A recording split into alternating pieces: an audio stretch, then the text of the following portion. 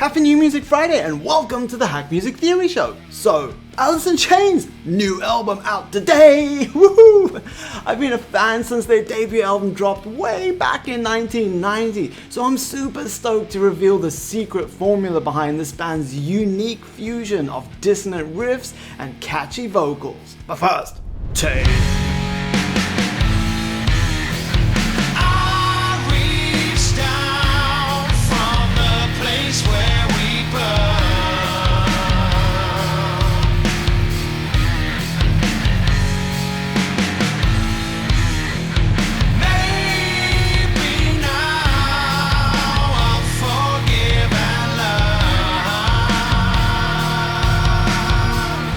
Revolutionaries. I'm Kate Harmony, this is Ray Harmony, and together we are Revolution Harmony.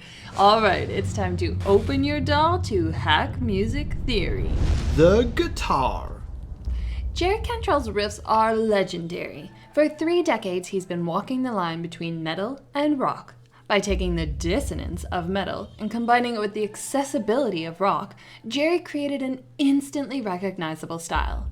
And if you want to dam the river of Cantrell and siphon off a little for yourself, you'll need those 2 elements.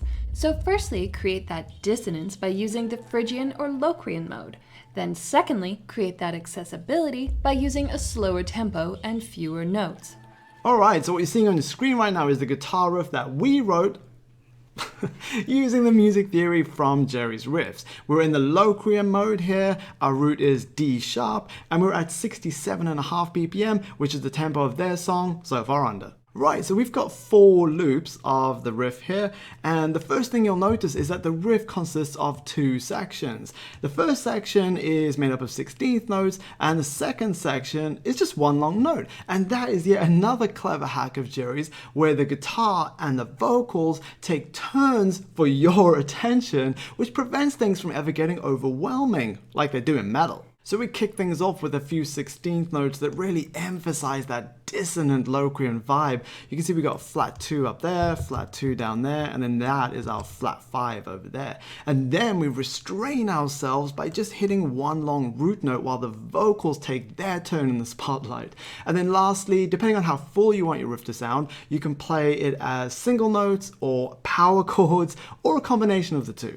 And by the way, if that was too advanced for you, no problem, we got you covered. Just read our free book, 12 Music Theory Hacks to Learn Scales and Chords. And then for help understanding the modes and how to use them, check out our songwriting and producing PDF. Both of those are available to download at hackmusictheory.com.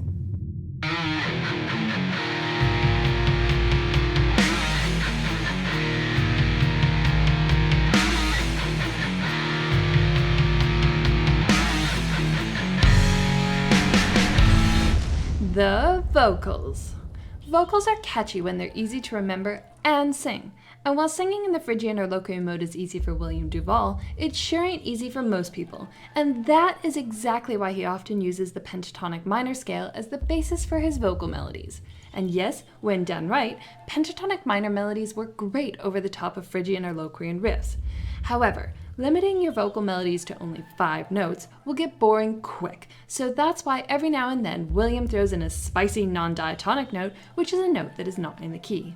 Alright, so what we're seeing on the screen right now is the vocal melody that we wrote using the music theory from Williams Melodies. And then underneath that is the guitar riff, but that's muted, it's just there for reference. So you can see we've got this descending vocal line coming down through the pentatonic minor scale, starting up here with the flat 3, then going through the 1, the flat 7, the 5, the 4, and then landing on the flat 3 down here, an octave lower. Then the second time through, for variation, we throw in a spicy William note up here, which is actually that happy major 3rd note, and that gives us a little glimmer of hope, but only a 16th of hope, because this is Alice in Chains after all. Also, you'll notice there's a little controlled clashing over here where we have a flat 5 in the guitar at the same time as a 5 in the vocals. But the flat 5 in the guitar is just a quick 16th note, so it sounds super tasty and not too clashy. Lastly, if you want more help writing riffs and writing melodies, and a bunch of other things too, like writing vocal harmonies, then that's all in our songwriting and producing PDF as well. Okay, so now that you got one section down, how do you write another section for it? And then, how do you transition between those two sections? Great questions. And if this is something you need help with, then check out our cutting-edge online apprenticeship course, where you'll literally learn every step of the music making process. And most importantly, you'll learn how to finish your songs. If this sounds helpful to you, then head on over to hackmusictheory.com.